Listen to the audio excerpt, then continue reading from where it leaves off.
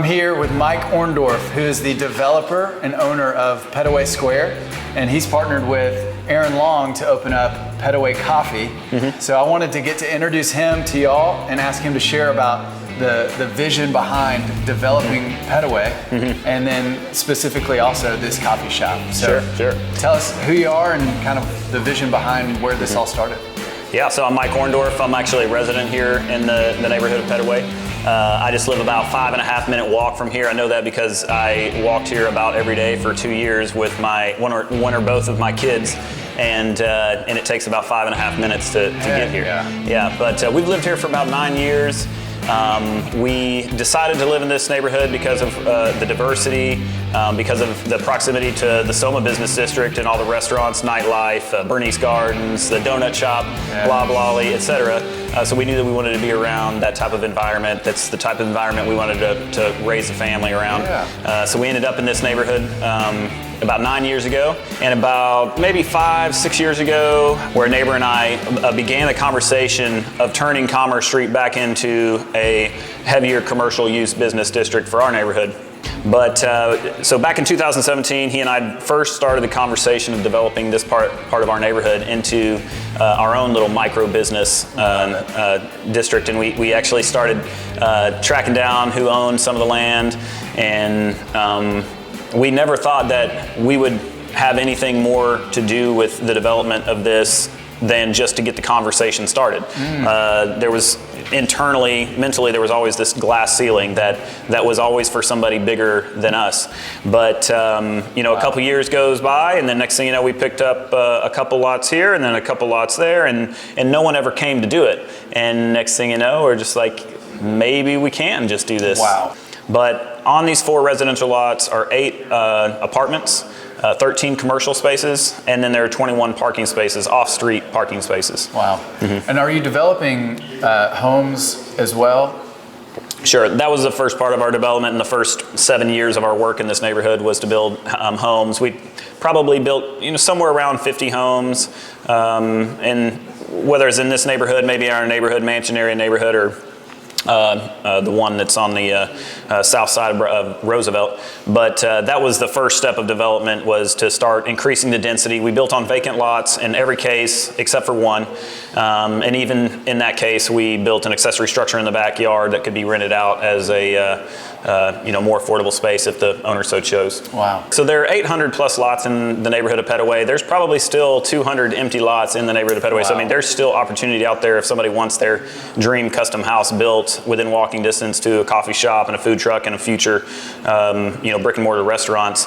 So I mean, there's still a ton of opportunity for across the spectrum interests of living in our neighborhood. Is there anything particularly unique about the architecture or design of some of these homes? It's unique in that it is not specific. Like, we have an incredibly diverse genre of homes in our neighborhood, and the reason we have that is because our bill of assurance was written in the late 1800s. So you're not going to get that typical suburban style, like every house has to be a ranch, every house needs one of these 3 colored shingles. We try our very best never to put the garage on the front of the house, and it dang sure can't be the closest thing to the street. We're a front porches and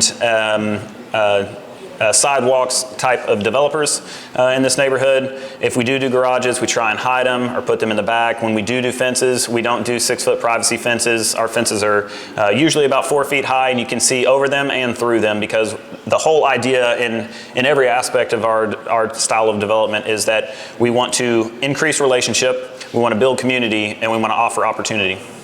Come on, baby. That's a soundbite if I've ever heard one. So if you buy a home from me, a lot of times, I try and put solar panels on a lot of the homes that I build if I'm able to. And then in other cases, I've put accessory structures in the backyard, so they can either rent it out and just create, it becomes, generational wealth when they buy it from me and start, paying down their loan, but it also becomes an income producing asset. And this is something that anybody out there has. If they have access to get a loan, then they can also, they not only get to buy their home from me, but they get to buy an income producing property through the accessory structure or the accessory dwelling unit in their backyard. So that's the opportunity I'm talking about. But additionally, like when we, the whole idea and concept behind building a town square and centering it around a common area, courtyard, was that's where the farmers market is. But when people come here and they pop their tent up and they're selling their whatever passion product is, they can conceivably see themselves climbing that ladder of upward mobility more easily through the 300 square foot storefront retail spaces, through the 600 square foot storefront retail spaces.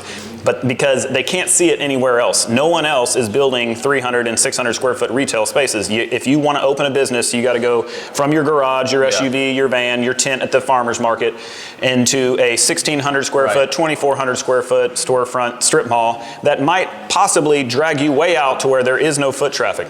So like this was not without intention that things were designed the way that they were, by putting a coffee shop as the anchor and then a yoga studio above it with a food truck and a microbrewery. That's a lot of foot traffic. That's a lot of different people that are gonna come in here and wait on a burger, and I'm just gonna go on and walk around the courtyard. Oh, they sell shoes here, I can get my nails done. There's a real estate agent, there's a barber over here, and there's a bookstore. Like there's just a lot of things that people might decide that they wanna support in addition while they're just waiting on their burger. Wow. Where was there an inspiration here? Like, was there a city that you're traveling with your wife? Or? Well, every historic city was the inspiration. What I'm talking about is how we developed hundreds of years ago. This is how things were developed, because everything had to be walkable 100 years ago. Totally. Yeah, so that's why 100 years ago, every storefront was only 25 feet wide, because the street was the asset. You didn't want to waste the street. Right. Everything had to be walked to, so you needed everything close together.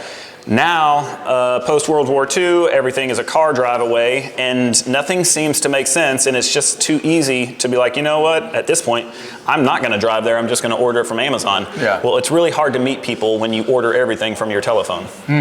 Hard to develop relationships if you never meet somebody. Yeah. Wow. So, I asked earlier about if you had any partners. And you were telling me that your wife is really the only partner that you've had to get this thing started, and that's all you wanted or needed. And I like how you were telling me about, like, you kind of started the conversation thinking that was your role, was just to start the conversation, but then you broke through that glass ceiling. So I'm kind of curious about that. Like, what was that moment where you're like, babe, we can do this? I don't know. I think that it happened so slowly and then all at once that I don't know that there was a specific moment where it was like, okay, we're doing this. It was just, no one else is. And turns out, after asking 2 other banks if they would fund us and they said no, we did find one that said yes. If you spend the first $500,000 and work for free, we'll do it. But that was enough. That was enough. Game time. Yep. And you did it. We sold some rentals. We did cash out our emergency fund. I say cashed out. We left a very small amount in our emergency fund because we're not complete idiots. But we cashed out a big portion of our emergency fund. Fortunately, it was during COVID, and I was able to cash in on my 401k, which there wasn't much there, to be honest with you. But I was able to cash out and penalty free on my 401k. So between our emergency fund, the sale of some rentals, cashing in on my personal 401k penalty free, we were able to scrape together what we needed. The land we had already purchased the land; it was already paid for. So we were already in it. It's public knowledge. Maybe $130,000 is what we were in on the land, and I knew that I could afford to work for free because we were building other houses at the time. My wife works, so we had confidence from that standpoint that we weren't doing anything ridiculous. Yeah, but I don't know. It's just how our story ended up being told. We never set out for it to be told that way, but. Yeah, no, I love that. That's so good. One of the things that's fun that I would love to point out is that you didn't show up with your polo or your button down and a sports coat. Yeah. And, it was important to you to communicate that the energy and the vibe here is just real down to earth, real authentic. Can you maybe speak to that, about kind of the personality and just the attitude, the culture that is consistent amongst the vendors and neighbors here? Sure. Maybe I can do it and not even get emotional about it. I don't know. I mean, this is just an affirming atmosphere in every way that you can think about. This is a diverse community, and not just. When I talk about diversity, I'm not just talking about the diversity of race. Oh, like right. we have empty nesters that live in our neighborhood and bring great value to our neighborhood. There are eyes on the street when we're all at work. Wow, yeah. We have young people who don't have a family yet, are unmarried in our neighborhood. So I mean, there's a diversity of age group. We're diverse in sexual orientation. It's just an incredibly diverse, affirming environment, and so it's just really easy to feel like you can be yourself in this environment. It's diverse, and it's diverse and affirming as a coffee shop in that, like, we want to be the first non-alcoholic bar in Arkansas.